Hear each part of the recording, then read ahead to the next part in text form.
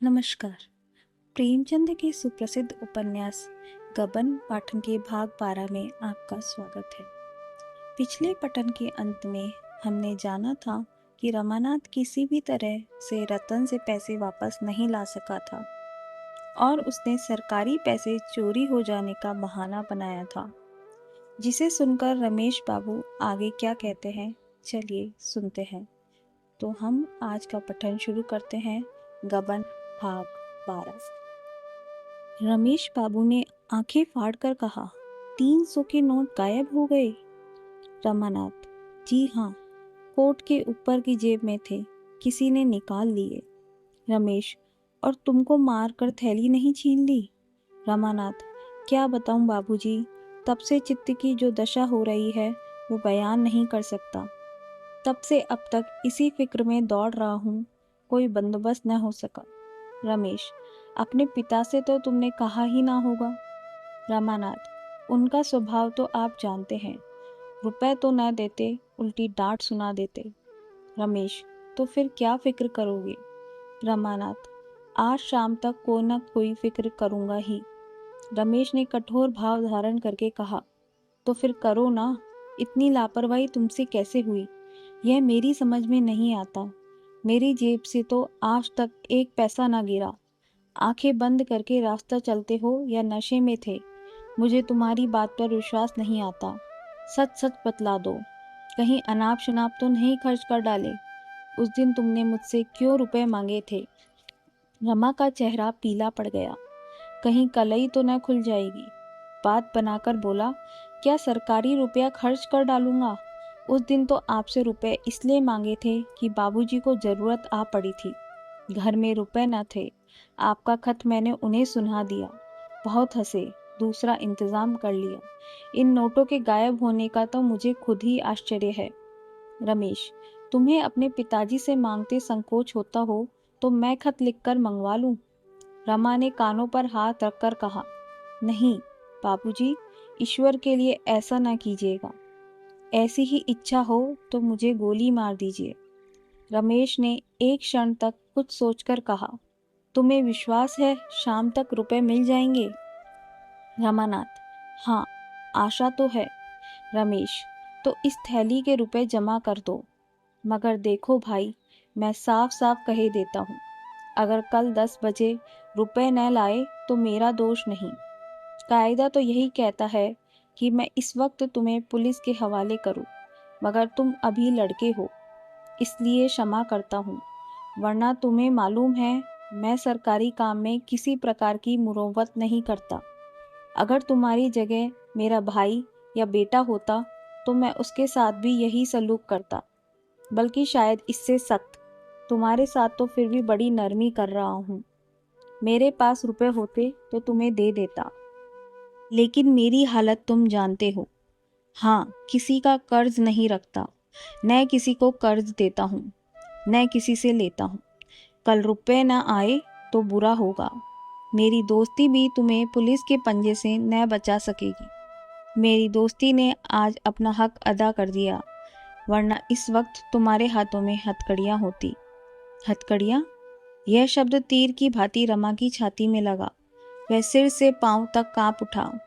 उस विपत्ति की कल्पना करके उसकी आंखें डबडबा आई। वह धीरे धीरे सिर झुकाए सजा पाए हुए कैदी की भांति जाकर अपनी कुर्सी पर गया। पर यह भयंकर शब्द बीच बीच में उसके हृदय में गूंज जाता था। आकाश पर काली घटाएं छाई थी। सूर्य का कहीं पता न था। क्या वह भी उस घटा रूपी कारागार में बंद है जहां उसके हाथों में हथकड़ियां हैं? रमा शाम को दफ्तर से चलने लगा तो रमेश बाबू दौड़े हुए आए और कल रुपए लाने की ताकीद की।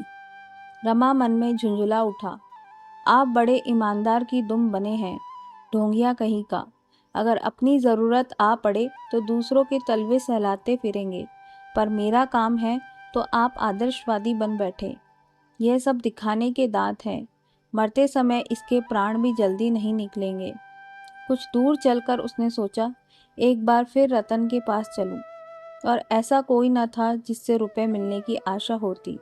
वह जब उसके बंगले पर पहुंचा तो वह अपने बगीचे में गोल चबूतरे पर बैठी हुई थी।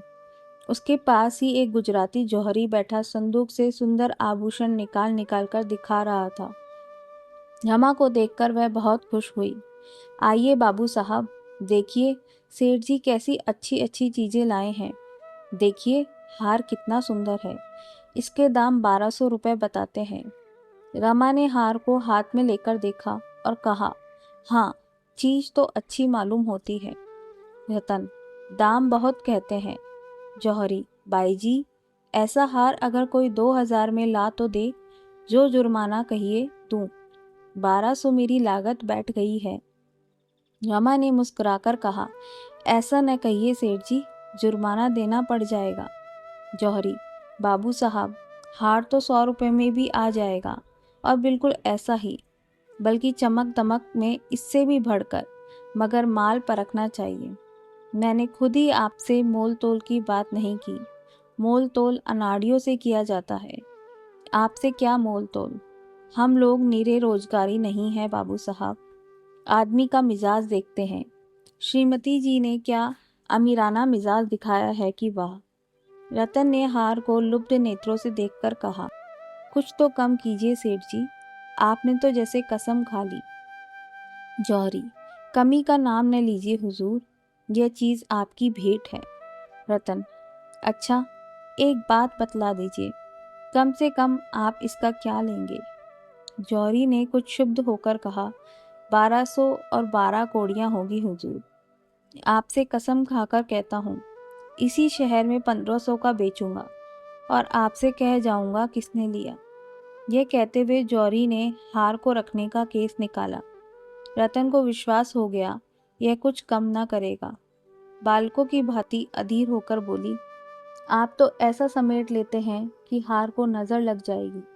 जौहरी, क्या करूं हुजूर, जब ऐसे दरबार में चीज की कदर नहीं होती तो दुख होता ही है।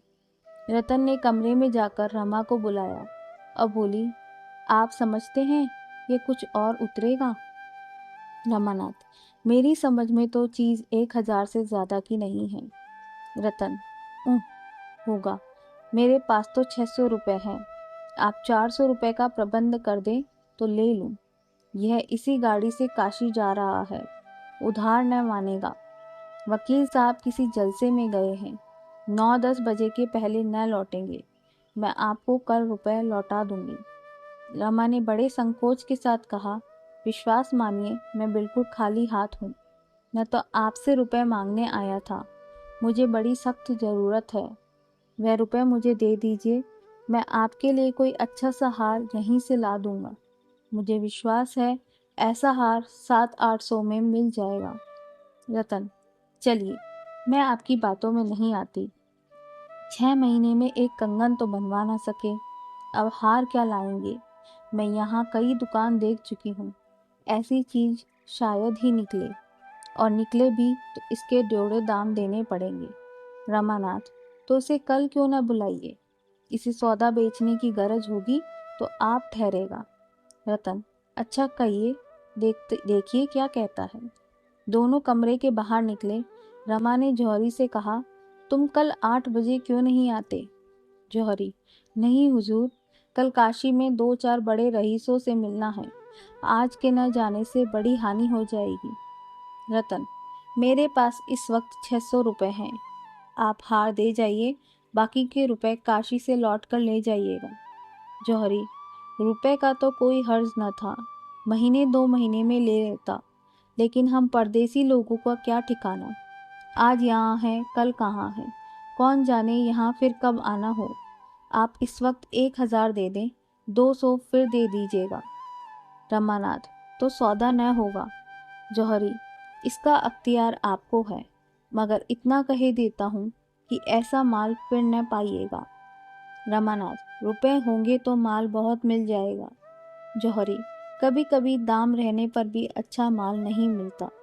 यह कहकर जौहरी ने फिर हार को केस में रखा और इस तरह संदूक समेटने लगा मानो एक क्षण भी न रुकेगा।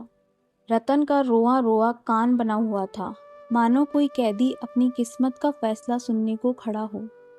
उसके हृदय की सारी ममता ममता का सारा अनुराग, अनुराग की सारी अधीरता, उत्कंठा और चेष्टा उसी हार पर केंद्रित हो रही थी।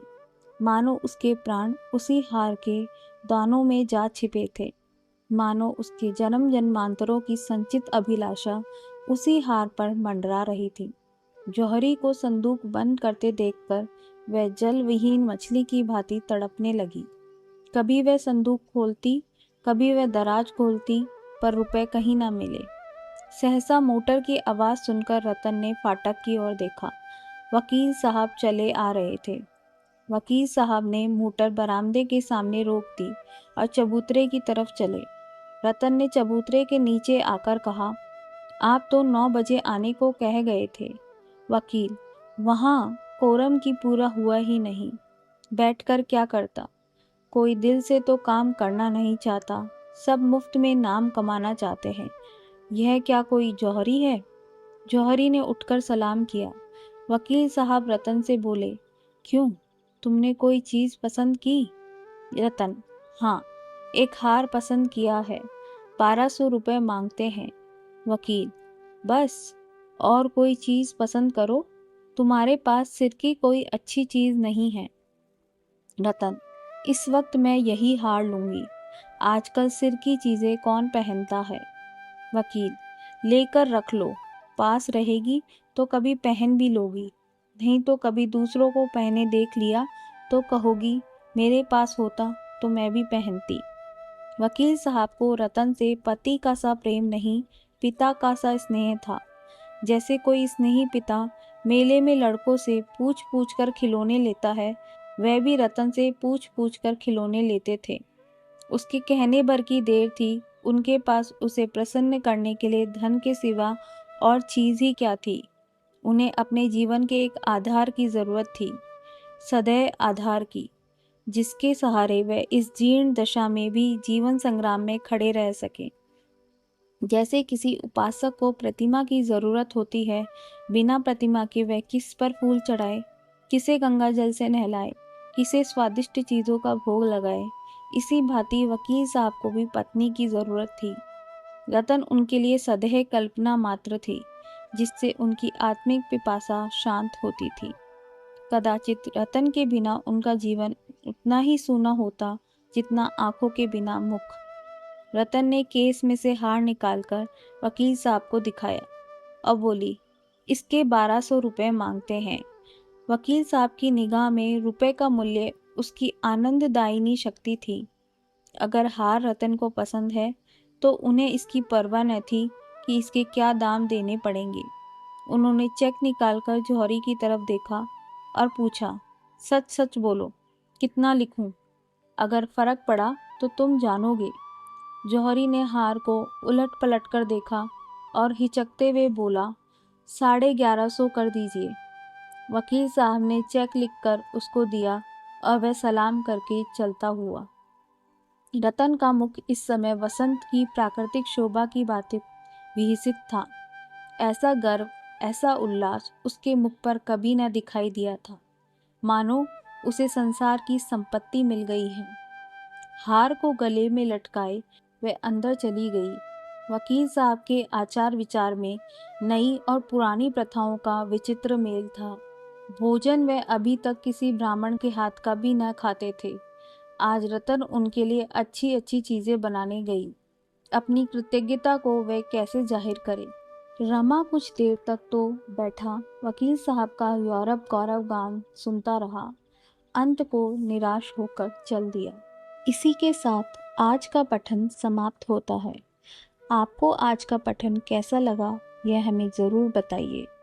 अब बारी है आज के सुविचार की। आज का सुविचार है, honesty is the best policy. ईमानदारी सबसे अच्छी बात है। यह हमारे व्यक्तित्व को निखारती है और हमारी क्रेडिबिलिटी को बढ़ाती है। आज का पठन सुनने के लिए बहुत बहुत धन्यवाद।